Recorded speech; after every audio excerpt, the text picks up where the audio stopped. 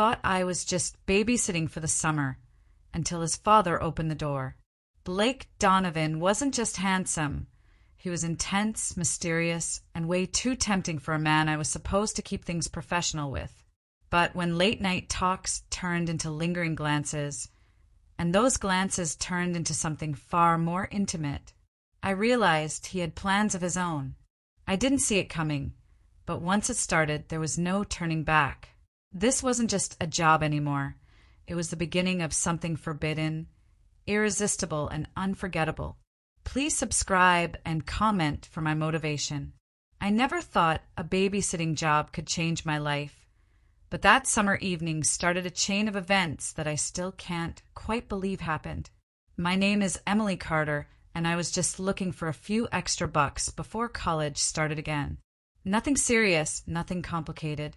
I liked kids, and I was good at it.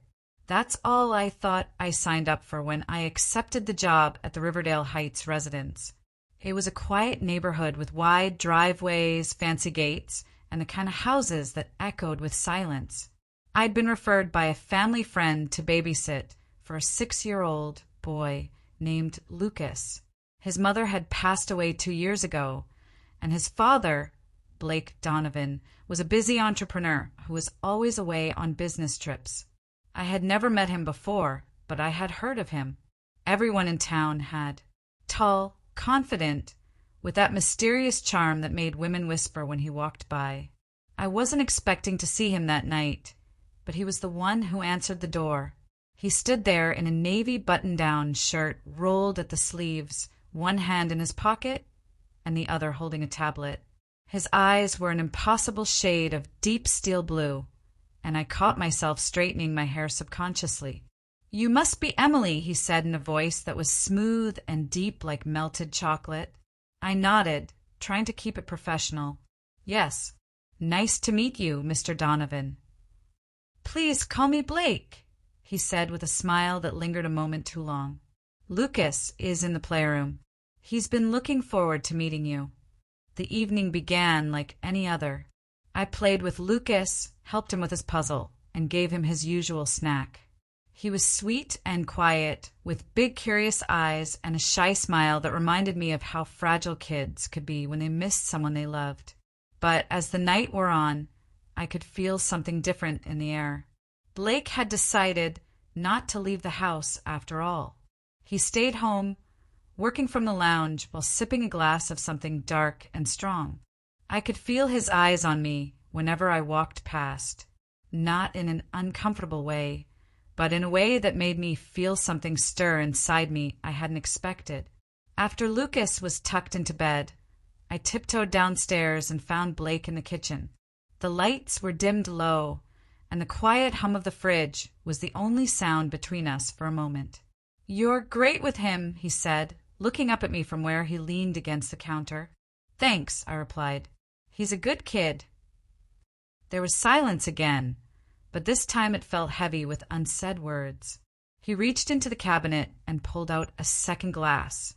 "Would you like something to drink? Just water or maybe tea?" I hesitated, then nodded. "Tea sounds good."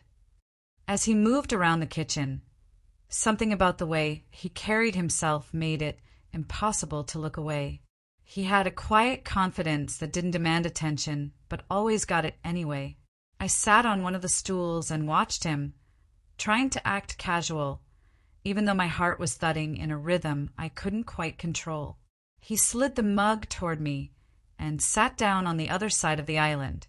"You know," he said after a sip, "I haven't seen Lucas smile that much in weeks." I smiled, brushing my fingers around the rim of the mug. Maybe he just needed someone new. Or maybe you're just exactly what he needed. His voice dropped, and I felt a pulse travel through me at the way he said it. I wasn't sure how to respond. Was he flirting? Was I imagining things? The warm steam from the tea wasn't the only heat rising between us. I tried to shift the conversation. "You work a lot, don't you?" He looked at me, eyes thoughtful. "Too much.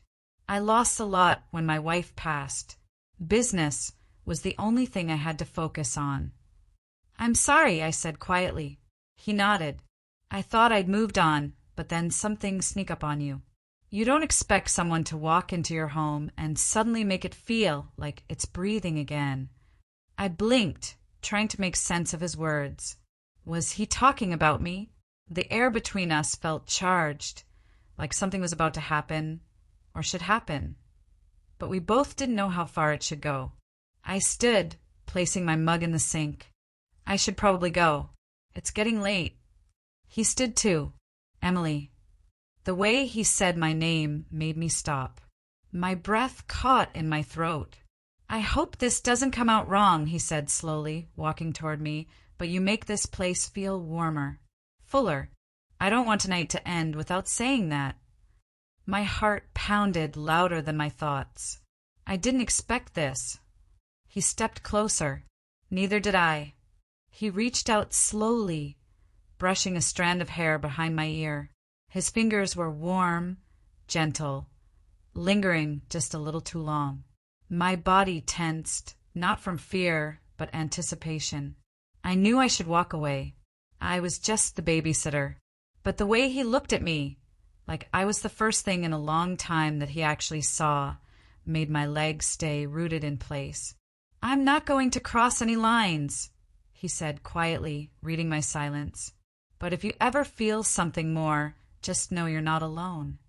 He stepped back, giving me space, respectful, gentlemanly, yet underneath it all, I could feel the fire waiting to be lit. The next few weeks became a blur of babysitting shifts, more conversations, and growing tension. Every time I entered the house, our eyes met a second too long.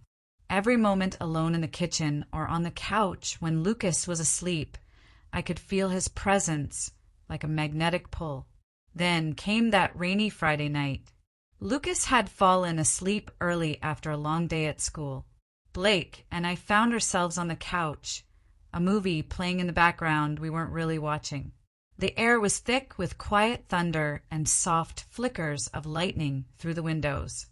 I used to hate rainy nights, he said softly, but now they feel kind of comforting. Because they slow everything down, I added. He turned to me. Exactly. It's like the world finally stops spinning. I looked at him and felt that pull again. But this time I didn't resist it. I don't remember who leaned in first, but his lips were soft when they touched mine, gentle, questioning, like he was asking me for permission, and I gave it with the way I responded. It wasn't fast or wild. It was warm, sensual, and deeply emotional. It was two people who had been dancing around feelings too long finally stepping into them. We didn't rush anything. Our hands moved slowly, learning each other's shape. The kiss deepened, and for a moment, the world outside ceased to exist. It wasn't about lust, it was about connection. His fingers trailed down my arm like they memorized every inch, and when we finally pulled away, breathless, I could see it in his eyes. This wasn't temporary. From that night forward, things changed. We didn't label it. We didn't even talk about it at first. But there were more late-night conversations, longer kisses, and deeper feelings. I could feel him opening up to me, emotionally, slowly, with a kind of vulnerability that made me fall for him more every day. We kept it quiet, especially around Lucas. But even he noticed that something had shifted. "Daddy smiles more when you're here," he once whispered to me. And so did I. By the time the summer ended, I wasn't just the babysitter anymore. I was someone he waited for. Someone he held late into the night when the house was quiet and his guard was down. It wasn't just about passion. It was about healing. About discovering something you didn't know you needed until it was right in front of you. And as I packed my things to return to campus that fall, he walked me to the door, fingers brushing mine. "Promise you'll come back," he whispered. "I will," I said. This wasn't just a summer thing. "No," he said, eyes locked on mine. This was the beginning. I smiled, my heart full, because I was just babysitting. But his father had other plans. And so did I.